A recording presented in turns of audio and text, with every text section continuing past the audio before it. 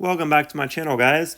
Okay, so today we're going to review Chainlink, a Oracle solution, data feed solution for cryptocurrency. So bringing real world data into blockchain space. Okay, so this is the overview of the project, a top-down view. You can see that most of the project is green, which is a very good aspect of any project. The red components are, we'll get into what these are, but, they're not that harmful in my opinion. All they're basically saying is you're not early with this project.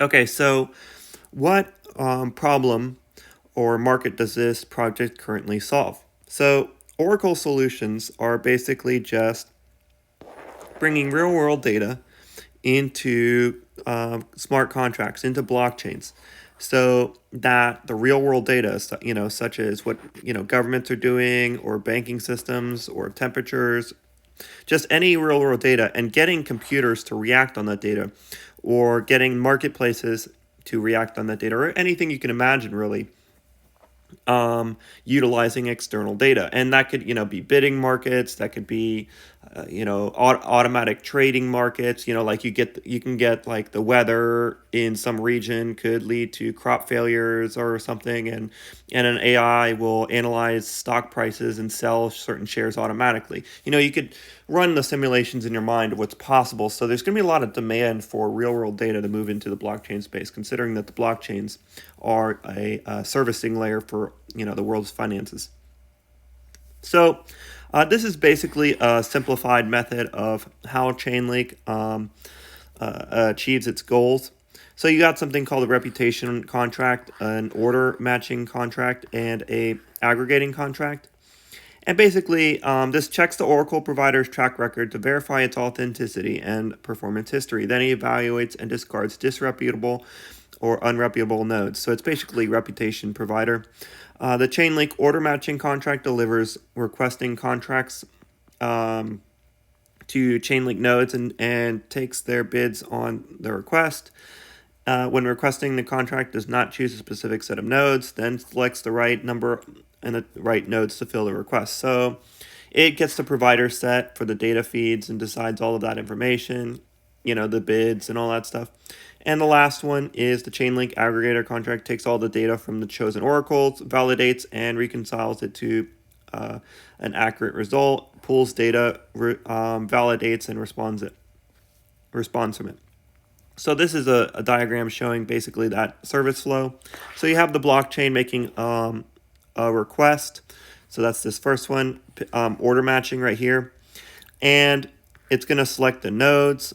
Those nodes are going to set a request to the external world. They're going to provide a bid or whatever for their services, or this guy's going to, pay them or whatever. There's a payment exchange for this data. This might be paying this for its data, and it'll come by and pay them. And these guys stake and earn link. So it's like payments. This guy's going to pay these, and this is going to pay this. And this guy's going to provide the information, and this guy's going to provide the information back. So it's the exchange of information for food, for payment.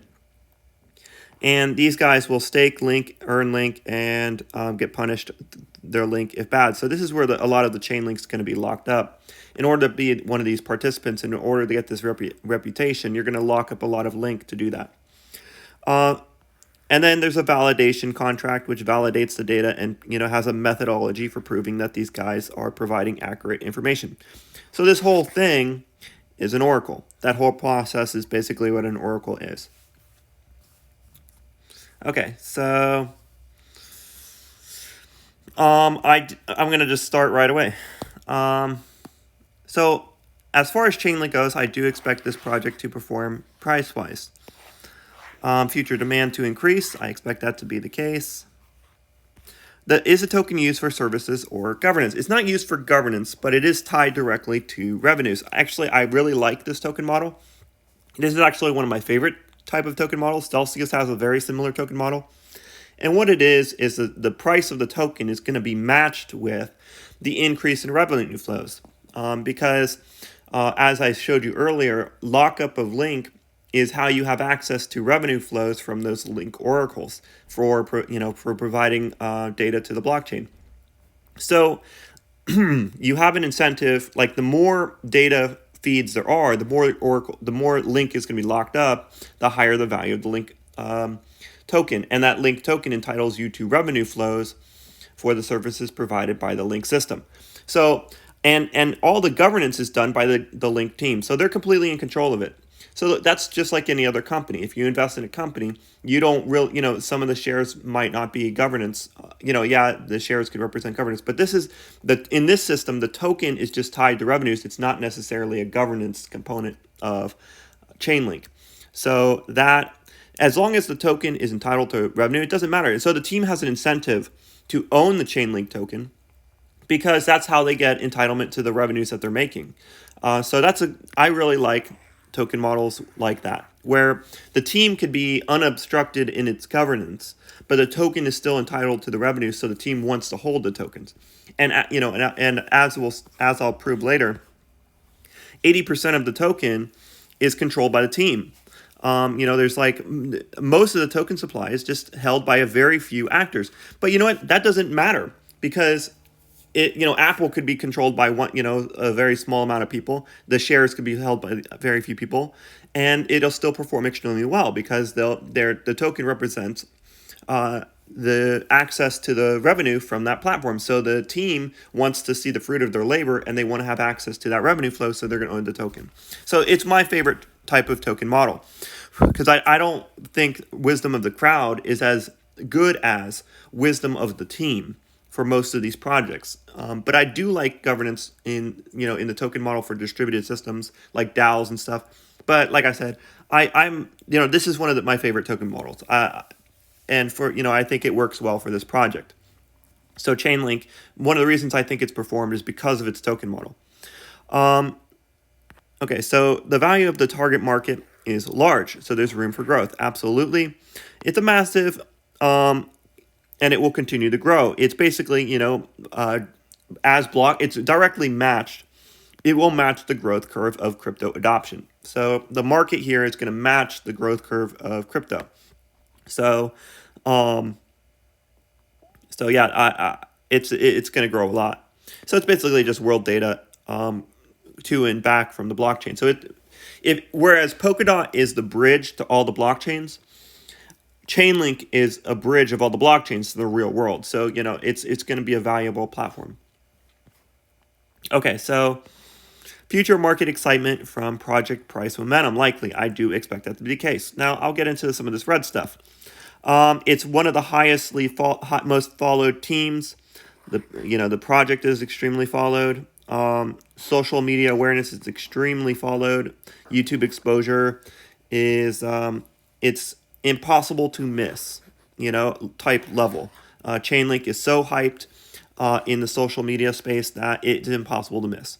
You are not before any first marketing campaigns. You are not in early compared to other crypto investors. Now, you could be in early compared to the rest of the world, but compared to crypto investors, you're not in early at all. But Chainlink is you are not early. It is the most hyped thing ever in crypto. Okay, so that's one of the negative components about Chainlink. Okay, so major upcoming events. There is a likelihood. I do have a final conclusion at the end that I'll get to, and this is mostly due to this, but they're targeting Swift. Like the CEO is targeting Swift, and that Swift moves $5 trillion a day through their system. So that could be very potentially valuable if that is to happen. No guarantees, but I know that you see interviews with their CEO, and he's talking about the Swift system. Okay, so money needed to move price up decreases. Expect that to be the case. So it's going to take less. The team's going to hoard the tokens because they want access to the revenues. Low inflation rate. I put it irrelevant because revenue's tied. It doesn't matter when the token's tied to revenues. It doesn't really matter all of the supply dynamics don't matter as much when the token's entitled to revenue flows. Because it's kind of like owning equity in a company. So it doesn't matter if there's a huge inflation. It doesn't matter if 99% of the tokens are held by one person. If whatever token you buy gives you a PDE ratio, you're going to know the value of it based on that PDE ratio, and you don't care about anything else. So that's kind of what's going on here with this one. So yes, token model makes supply condition irrelevant. So, dividend irrelevancy. So the token supply distribution is an irrelevant component of this project because it has that good token model. Same thing with Celsius. Like if you got 1 million people on Celsius and all the tokens are controlled by one person, it doesn't matter because the PDEs will ensure that the price momentum goes to the right place given enough time. So, when you have a PDE, price to expenditures, and you're entitled to those revenues, that's when the token will match your business flow. Okay, so low market cap. It is not a low market cap project. It's 21 billion based on the token supply. Okay, so 50x since May of 2019, up 10x since May of 2020. So it's been an extreme bull run. So that's, you don't want to get in something when it's already been in a bull run. They have those Oracle solutions live, so they're currently servicing niches. Tokens on sell side to decrease. I do expect that to be the case. All right, I'll get into governance. Okay, so token is not involved in governance. The team wants to use the token because the token usage is tied to the token value.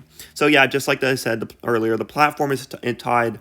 The success of Chainlink is tied to the token's value, the cash flows. So that's why you're going to see the demand for the token. And that's why the team's going to want to hold the token. But they're free to make all the governance decisions they want. So, the project is fully controlled by the Chainlink team.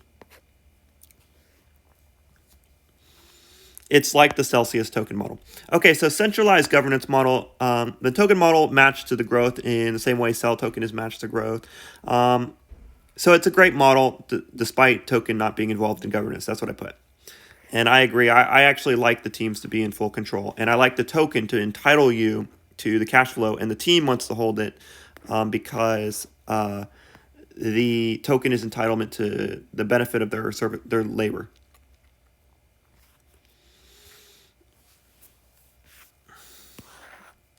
So future marketing plans. This is one of the projects with extremely well marketing. And I'll get further into that in the future.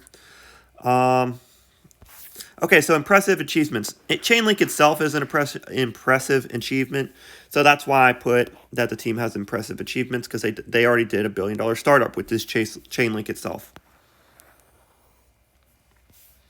Evidence of ability to solve difficult problems. Well, once again, Chainlink has already proved that by being the market position that it is. This is the CEO, and this is the Chief Technical Officer, Sergey Nazarov, and Steve Ellis.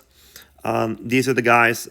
They've worked together. You can see that in the past. They worked together on the safe asset exchange and smart contracts. So they were teams with these projects. This guy's a serial entrepreneur, CEO of many projects. So he's well versed in this space, and he's been working on smart contracts for a while. So he's very talented, and so because of that, I put him as he's one of the highest ranking CEOs in the crypto space because Chainlink itself, the token model, the benefits of the token holders, the fact that he designed it so that token holders will actually benefit is great. It shows trust right there that he actually designed token holders to benefit from the project. Many projects will take, EOS is an example of a project that took your money and ran. That's basically what EOS did. Is they didn't do this. They ensured that token holders did not benefit from investing in EOS. This project is the opposite of that. This is where they actually gave value back to their investors instead of running off with the money like the way Block One did. Okay, so the team has majority control through token control. Not really. Once again, like that article that shows that Cointelegraph, more than 80% of the link is controlled by, the Chainlink token has been getting more and more concentrated into fewer and fewer wallets. And that's because the team and maybe some of their partnerships, they know that the token is entitled to their revenue flows, so they buy up the token themselves. They don't mind being the majority holders. So developer compensation. All right, so they have a good model here. This is, like I said, there's a flywheel with Celsius. There's a flywheel here as well. This flywheel type design. So you have increased usage of the data smart contracts from their efforts, which leads to more APIs, more data services, more services available, leading to more smart contracts securing the network, which leads to higher value of the link token from new contracts. The fees generated create that PDE ratio, which drives demand for their token. More demand for their token drives increasingly secure network, increasingly secure nodes, which drives new smart contracts securing more value. So it's this flywheel of value, like it's a self-feedback loop, that goes through the system, feeding into the Chainlink system. Just like the flywheel in Celsius, this is a flywheel of Link.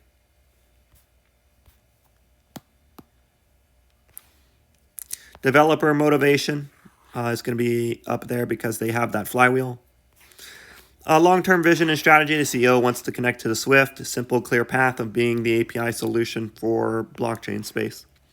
Clear mission statement, so they're basically just providing next-generation smart contracts by providing real-world data feeds.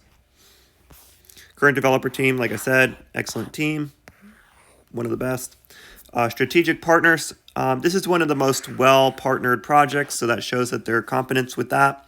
Google, Paxos, Avalanche, Bondly, Huobi, Moonbeam, Doc, Aave, Curve, and much more. I just listed some of their best ones. So they're well integrated in the crypto space. They're connecting to the DeFi space. Link is a DeFi token, crypto space token. Okay, so keeping people in your system. So the external transfer catalyst inhibitor, so something that stops people from leaving your ecosystem once they're in. Basically, network effect makes Chainlink the most trusted solution. And once you create those business connections, there's no real motive to change. So I don't see that being a big issue. So that's green. Difficulty of internal transfer. Well, Chainlink's the first mover, so we don't even have to concern ourselves with that. They're the first mover. They got the market position. They're in the lead position. They got that network set up to benefit by being that the market leader on all these things. So they're the internal transfer catalyst, and the difficulty of internal transfer are low, and so they're just capturing the market by being first movers. Best of the competition, yes, they got that market capture. They are the best. They also have the price to prove it. Okay. So we're going to go to evidence that management is trustworthy. Well, the fact that they designed this thing to benefit token holders, that's good for me. They're just a well-functioning team. High-value upgrades, yes, expect that to continue as the team has an incentive to be involved. Value of services to increase based on the dynamic, the token, the team holding the token. Yes, they're going to be involved. Okay, so fees that burn the token, they don't have that, but no biggie. A lot of projects don't. So there's no supply decrease from burning. Added voter weight, all of this stuff, the token is irrelevant. The token's not involved with governance. So all of this is irrelevant.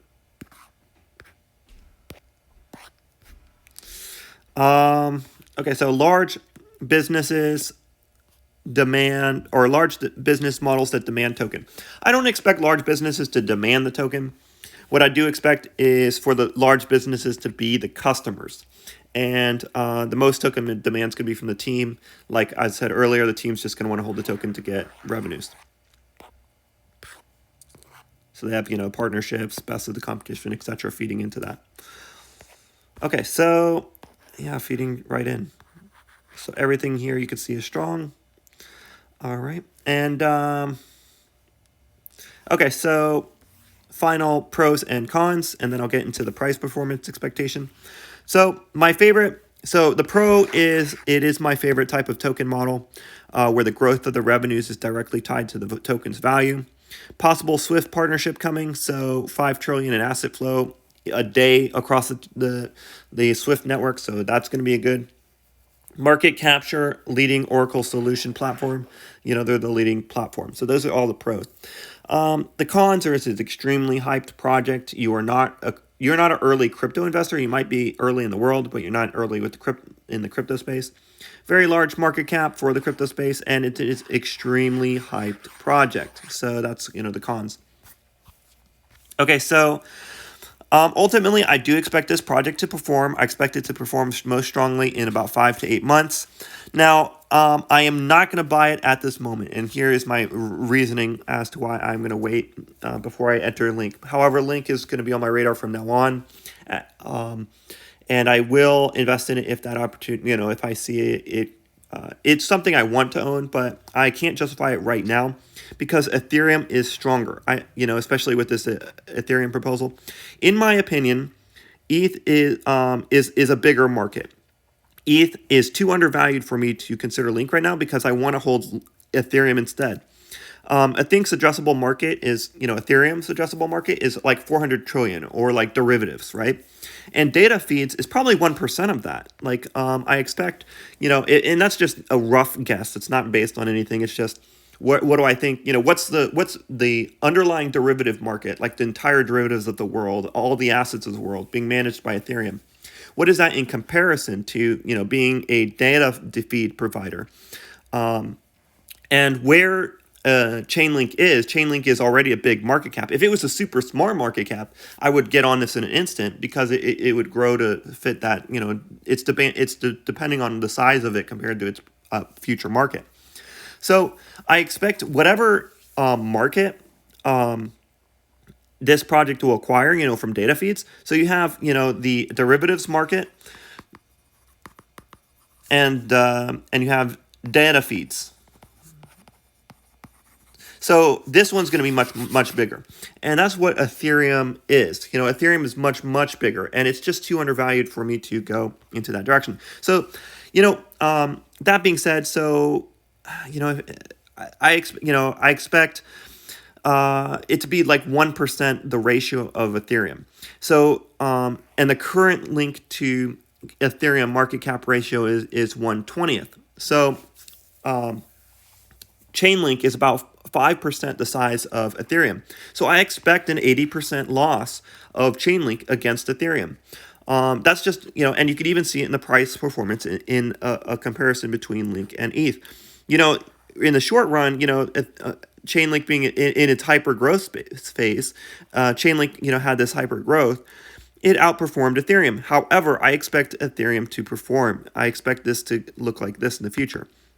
As you can see it right here, even this huge pump in Chainlink was not enough to change the trend. I expect this trend to continue. I expect it to continue to lose market share against Ethereum. So in other words, Ethereum is too undervalued right now. And also in the hype cycle, Chainlink had an earlier hype cycle. Its hype cycle is right here, whereas I think Ethereum's hype cycle is yet to come. And for good reason. Ethereum is just way undervalued right now. I don't know why the market's not treating Ethereum well, but I'd rather be in Ethereum right now. However, a Swift partnership would break this idea. Chainlink would significantly outperform Ethereum in the short run if a Swift partnership is announced. However, I think that a Swift partnership is unlikely until Ethereum scales, because the whole point of a Swift partnership is to allow for the banking system to connect to Ethereum or Polkadot or whoever's in that position to being the main derivatives market provider. So I think there's a strong chance that ETH outperforms Chainlink in the short run. So that's my logic behind that. I just want to hold Ethereum right now. And the action is to keep my money in Ethereum, but to keep a close eye on Chainlink. If you have dollars sitting on the side, throw it in, some in Chainlink or whatever. But I just can't right now. It's like with Ethereum being as undervalued as Ethereum is right now. That's just my logic. I might be wrong if there is that Swift partnership. However, so that being said, and all of this stuff right here, this is just relevant stuff with its cash flows, not the biggest deal. Just stuff with it being traded on exchanges and stuff. But not most relevant for this project. It's, stuff that usually matters with smaller market cap stuff. Okay, so that's everything. Chainlink, one of my favorite projects, has one of the best token models, one of the best teams. They have the network effect. There's a reason everybody's hyped about it. It's a very strong project. So that's my assessment. If you like this kind of content, please like and subscribe. And I look forward to putting out more quality content for you guys in the future.